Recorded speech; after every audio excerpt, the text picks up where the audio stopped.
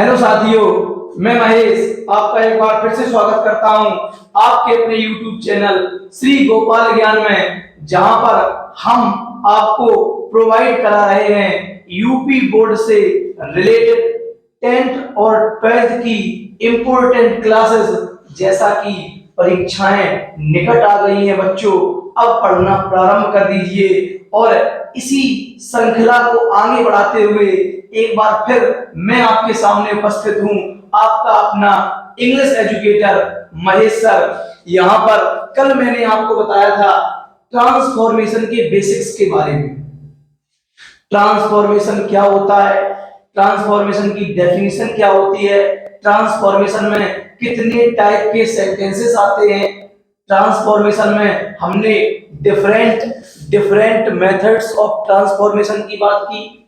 जब बताया तो सिखाया था बच्चों, ट्रांसफॉर्मेशन का मतलब बताया था कि कोई भी सेंटेंस, किसी भी सेंटेंस का ग्रामेटिकल स्ट्रक्चर तो बदल जाए किंतु उसका मीनिंग नहीं बदलना चाहिए। Change the structure without changing it's meaning, इसका अर्थ नहीं बदलना चाहिए। उसी श्रृंखला में मैं एक और वीडियो आपके सामने लेके आया हूं, sentence containing adverb too. Sentence containing adverb too, adverb too के बारे में आज बात करेंगे। एडवर्ब टू को रिमूव टू में बदलना, एडवर्ब टू को रिमूव टू में बदलने के लिए बहुत ही साधारण से नियम है और उन नियमों को मैं आपको पल भर में सिखा दूंगा। सेंटेंस कंटेनिंग एडवर्ब टू में सबसे पहले हमें यह सीखना है कि ये एडवर्ब टू क्या है। तो दो प्रकार के होते हैं, एक होता है एडवर्ब टू, एक होता है TO2 इंफिनिटिव टू। जैसे TOO2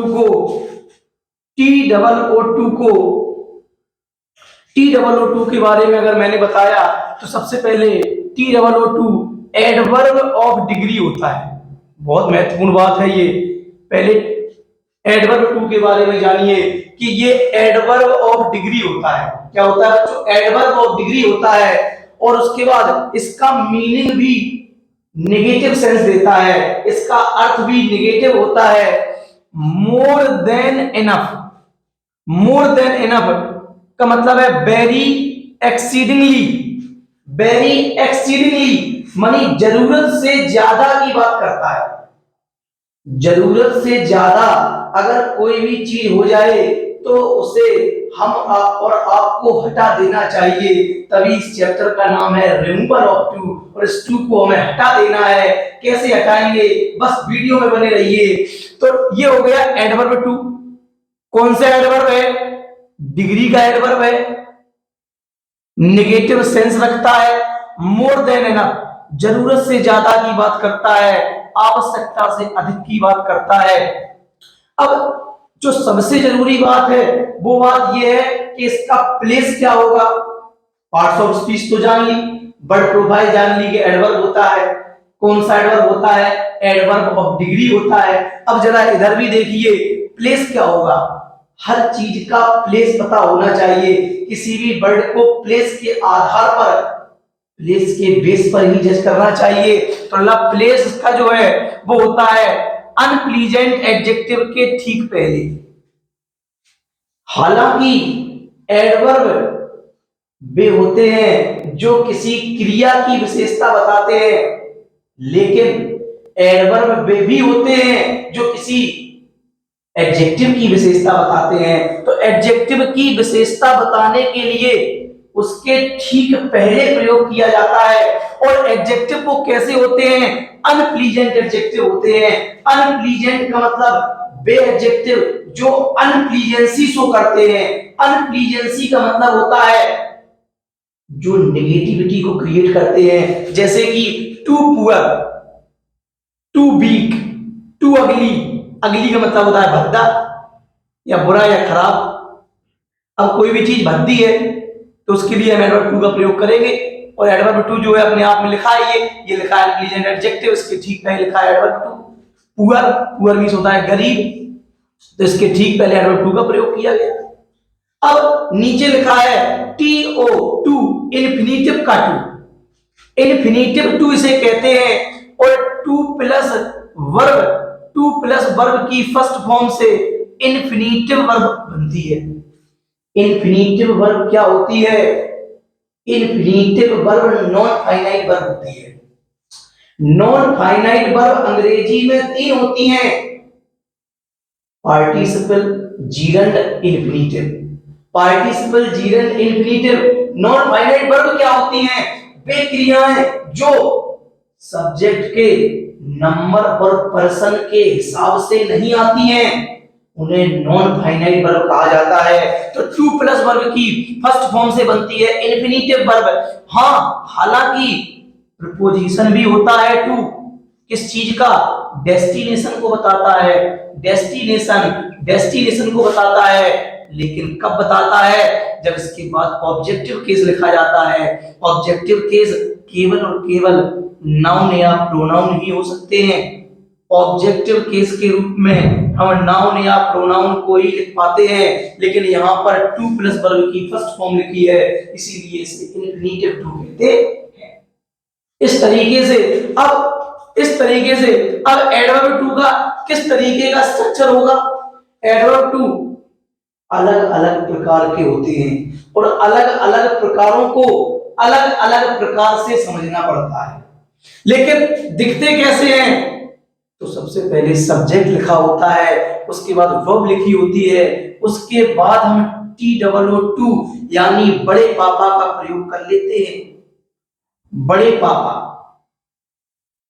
ज्यादा बड़े नहीं है, उतने ही बड़े हैं जरूरत भर। तो सब्जेक्ट, वर्ब और TOO adverb to unpleasant adjective, उसके बाद इन्फिनिटिव का टू और वर्ब। अब इसे जब रिमूव टू बनाएंगे तो रिमूव का मतलब हटा देना बच्चों, हटा देना, हटा दो, TOO को हटा दो। सब्जेक्ट, वर्ब, TOO को हटाकर हमने लिख दिया SO। उसके बाद अनप्लीजेंट एडजेक्टिव, उसके बाद हमें जरूरत पड़ेगी दैट कंजंक्शन की, जरूरत होती है दैट की। दैट लिखा, उसके बाद सुटेबल प्रोनाउन। सुटेबल प्रोनाउन क्या होता है? जरूरत के हिसाब से हम यहाँ सुटेबिलिटी को शो करने के लिए ही, सी, आई, वन, डॉट का प्रयोग कर सकते हैं। सुटेबल वर्ब का प्रयोग करेंगे, यहाँ कैन नॉट या कुड नॉट में से हम किसी भी चीज का चयन कर लेंगे, या फिर जरूरत के हिसाब से हम will not, would not, does not, do not या फिर डिड नॉट का प्रयोग भी कर सकते। अब हम लोग यहाँ पर क्या सीखेंगे? अब हम इसके ठीक बाद इसी वीडियो में आगे सीखेंगे उन टाइप्स के बारे में और कैसे रिमूव टू बनाएं, इस बारे में भी समझने का प्रयास करते। तो हमने अब तक सीखा था कि एडवर्ब टू क्या होता है, इन्फिनिटिव टू क्या होता है। अब हम ये सीखेंगे कि किस तरीके से रिमूवल ऑफ टू बनाएं, किस तरीके से हम एक रिमूव टू का निर्माण करें। तो यहाँ पर देखो, टू को हटाने के लिए सबसे पहले आपको दिखेगा टू, TOO, तो आप उसे सो में बदल देंगे,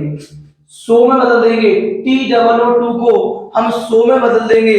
उसके बाद TOO की जगह सो, TO की जगह सबसे पहले हम लगाएंगे दैट। उसके बाद लिखेंगे सुटेबल प्रोनाउन में हम ही लिखेंगे, सी लिखेंगे, इट लिखेंगे, आई लिखेंगे, we, you, one, no one, nobody.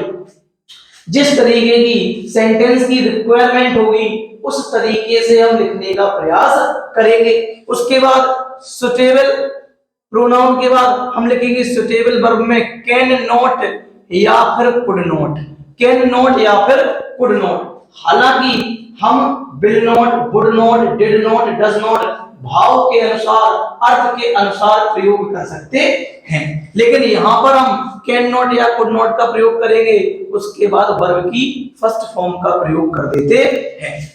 जैसे कि यहाँ लिखा है नोट में एक बात का याद रखेंगे, ध्यान रखेंगे, पहले वाक्य में अगर प्रेजेंट की वर्ब है तो कैन नॉट या कांट का प्रयोग करेंगे, कैन नॉट या कांट का प्रयोग करेंगे। एक सेंटेंस में दो क्लॉजेस होती हैं, एक होती है मेन क्लॉज, एक होती है सबऑर्डिनेट क्लॉज। अगर मेन क्लॉज में प्रेजेंट की वर्ब लिखी हुई है तो हम कैन नॉट या कांट का प्रयोग सबऑर्डिनेट क्लॉज में कर देते हैं, और अगर पहले वाक्य में पास्ट की वर्ब लिखी है तो कुड नॉट या कुडंट का प्रयोग किया जाता है। इस बात को भी आप ध्यान रखेंगे। अब देखते हैं किस तरीके से पहले टाइप में, फर्स्ट टाइप में, रूल नंबर 1 में, जब सेंटेंस का सब्जेक्ट लिविंग हो, जब सेंटेंस का सब्जेक्ट लिविंग हो, लिविंग डूअर हो, जब सेंटेंस का सब्जेक्ट लिविंग डूअर हो तो आप देखिए यहां पर एक सेंटेंस, दो सेंटेंस, तीन सेंटेंस, चार सेंटेंसेस लिखे हैं। इसमें एक वर्ब है इज, एक वर्ब है टू हेल्प, और इस टू हेल्प का भी सब्जेक्ट ही है और इस इज का भी सब्जेक्ट ही है, जो कि एक लिविंग डूअर है, जो कि एक लिविंग सब्जेक्ट है। यहां पर एक वॉज लिखा है, टू अटेंड लिखा है, तो यहां पर भी आई लिविंग डूअर है, गोविंद भी लिविंग डूअर है, और यहां माई मदर भी लिविंग डूअर है।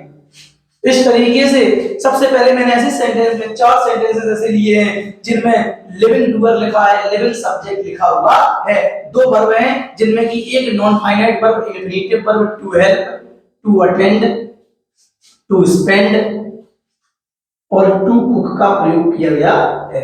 अब इन्हें हम कैसे बनाएंगे, किस तरीके से बनाएंगे, एक एक बात को मैं आपको समझाता हुआ चला जाता हूं। सबसे पहले हमने क्या कहा, ही को एज इट इज ही लिख दीजिए, इज को इज लिख दिया, टी डबल ओ को बदल देंगे सो में, फिर पुअर अनप्लीजेंट एडजेक्टिव को ऐसा ही लिख दिया, इतना काम हो गया।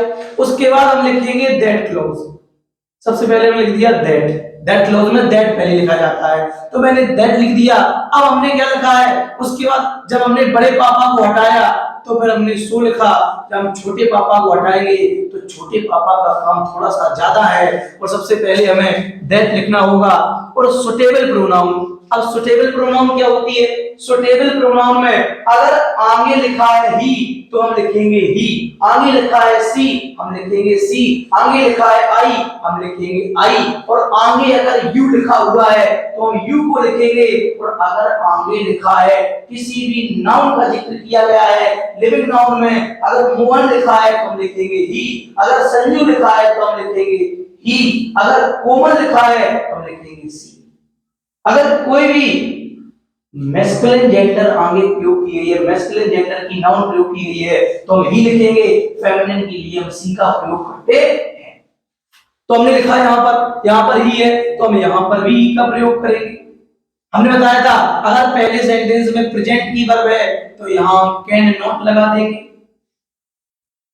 ठीक। अब यहां पर जो इन्फिनिटिव वर्ब लिखी है टू हटाकर प्रयोग करेंगे, help me with the money, with the money। तो इस तरीके से ये सेंटेंस हमारा बनके कंप्लीट हो गया कि he is so poor that he cannot help me with the money, कि वह इतना गरीब है कि वह मेरी पैसे से मदद नहीं कर सकता है। इस तरीके से ये सवाल कंप्लीट हो गया। अब दूसरा देखिए, दूसरे में आई लिखा है, आई लिख दिया, वॉज लिखा है, वॉज लिख दिया। अब इस बड़े पापा टू को हटाओ तो सो लिखो, फिर बिजी लिख दिया मैंने। अब जरूरत है दैट क्लॉज की, हमने लिखा दैट। अब दैट लिखने के बाद यहां लिखा है आई तो हमें यहां भी लिखना पड़ेगा आई। यहां लिखा है वॉज, अब वॉज मैंने बताया था अगर आगे पास्ट की वर्ब है, अगर आगे पास्ट की वर्ब है तो कुड नॉट या कुडंट का प्रयोग करते हैं, कुड नॉट या कुडंट का प्रयोग करते हैं, तो हम यहां पर लिखेंगे कुडंट, कुडंट लिखेंगे मेरे बच्चे, कुडंट लिखेंगे। उसके बाद लिखा है टू अटेंड, तो इस अटेंड वर्ब को हम लिखेंगे अटेंड हर बर्थडे पार्टी, हर बर्थडे पार्टी, हर बर्थडे पार्टी। अब इसका मीनिंग क्या होगा, आई एम टू बिजी, मैं इतना बिजी था, मैं इतना व्यस्त था टू अटेंड हर बर्थडे पार्टी, कि उसकी जन्मदिन की जो पार्टी थी उसे अटेंड नहीं कर पाया। ये इसका मीनिंग निकल के आता है। अब मैं इतना बिजी था कि आई कुड नॉट अटेंड, मैं नहीं कर पाया बर्थडे पार्टी को अटेंड। इसी को ट्रांसफॉर्मेशन कहते हैं। ट्रांसफॉर्मेशन का मतलब होता है, बताया था मैंने आपको कि स्ट्रक्चर बदल जाएगी लेकिन अर्थ ना बदले। स्ट्रक्चर बदल जाएगी लेकिन अर्थ ना बदले। उसके बाद लिखा है Govind is too miserly, Govind इतना कंजूस है, इतना कंजूस है, to spend even a rupee, एक रुपया तक खर्च नहीं कर सकता। गोविंद इतना कंजूस है, एक रुपया तक खर्च नहीं कर सकता। तो हमने लिखा गोविंद एज टू की जगह लिखा मैंने सो, उसके बाद लिखा मैंने माइजरली, उसके बाद लिखा मैंने दैट, उसके बाद ही, यहां लिखिए प्रेजेंट की वर्ब, तो हम यहां लिखेंगे can not spend even a rupee. तो हमने यहां पर गोविंद लिखा था तो गोविंद के हिसाब से हमने यहां पर ही लिख दिया। या प्रेजेंट की वर्ब थी, हमने यहां कैन नॉट लिख दिया। या spend even a rupee sentence में पहले से लिखा हुआ है तो टू को हटाया, सो लगा दिया, टू को हटाया, दैट लिखा। सो टेबल प्रोनाउन में ही सी इट आई दे या कोई नाम था उसके लिए प्रोनाउन लिख दिया। फिर कैन नॉट या कुड नॉट लगाया वर्ब के हिसाब से, फिर वर्ब की फर्स्ट फॉर्म को लिख दिया। एक सवाल लिखा है my mother was too weak, मेरी मां इतनी कमजोर थी। टू कुक का मतलब वह खाना भी नहीं बना पाती थी। कैसे? माय मदर वाज, टू की जगह सो लिखा मैंने, सो वीक, उसके बाद लिखा मैंने दैट फॉर माय मदर। अब मदर के लिए क्या लिखेंगे? अब भाई मदर के लिए ही तो लिख नहीं देंगे, भाई मदर के लिए ही तो लिख नहीं देंगे, मदर के लिए सी लिखना पड़ेगा क्योंकि मदर जो होती है वो वुमेन होती है, तो वुमेन के लिए सी लिखा जाता है। उसके बाद यहाँ पास्ट की वर्ब है तो यहाँ लिख देंगे couldn't, could not cook, could not cook. My mother was so weak that she could not cook, मेरी मां इतनी कमजोर थी कि वो खाना नहीं पका सकती थी, कुछ भी नहीं पका सकती थी। इस तरीके से हमने सीखा कि अगर जब सेंटेंस में सब्जेक्ट या डूअर लिविंग हो, सजीव हो, तो किस तरीके से हम रिमूवल ऑफ टू का निर्माण करेंगे। अब इसी सीरीज को आगे बढ़ाते रहेंगे और भी इसके टाइप्स हैं, उसे अगले वीडियो में डिस्कस करेंगे। इससे कि वीडियो लंबा हो रहा है तो इसे अगले वीडियो में डिस्कस करेंगे। और अगर आपको ये मेरा वीडियो अच्छा लगा हो, अगर इस वीडियो से थोड़ा सा भी फायदा हुआ हो तो इसे ज्यादा से ज्यादा शेयर करें, उन बच्चों तक इस वीडियो को पहुंचाएं जिसे इसकी आवश्यकता है। अगर वीडियो अच्छा लगा है तो चैनल को सब्सक्राइब भी कर दीजिए, लाइक भी कर दीजिए, शेयर भी कर दीजिए, जो कुछ कर पाओ सब कुछ कर दीजिए। ठीक है, धन्यवाद।